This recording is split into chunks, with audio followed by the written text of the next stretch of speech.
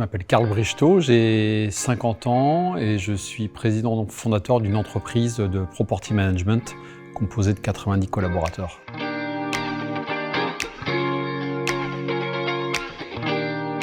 J'ai choisi ce programme-là pour essayer de conforter en fait les décisions que je prenais au sein de mon entreprise.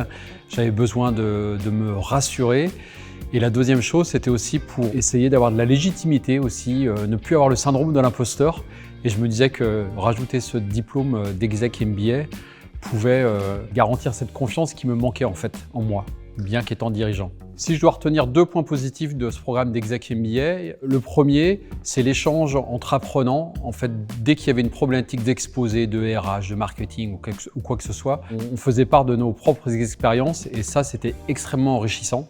On s'aperçoit qu'on n'est pas les seuls à rencontrer des mêmes difficultés au sein de notre entreprise. Ce que ça a changé au sein de mon entreprise depuis que j'ai fait cette formation-là, il y a eu notamment cette confiance en moi. Je pense qu'aujourd'hui, je suis beaucoup plus affirmé dans mes prises de décision et d'ailleurs, c'est ce que me disent mes plus proches collaborateurs. Ça m'a conforté aussi dans les décisions stratégiques de mon entreprise. Cette formation d'exec MBA m'a permis de me donner un cadre et de confirmer le bon chemin où allait la stratégie de ma boîte. Ce qui m'a le plus marqué, c'était les cours de posture du dirigeant, l'image que l'on renvoie, la façon de s'exprimer, la façon d'articuler.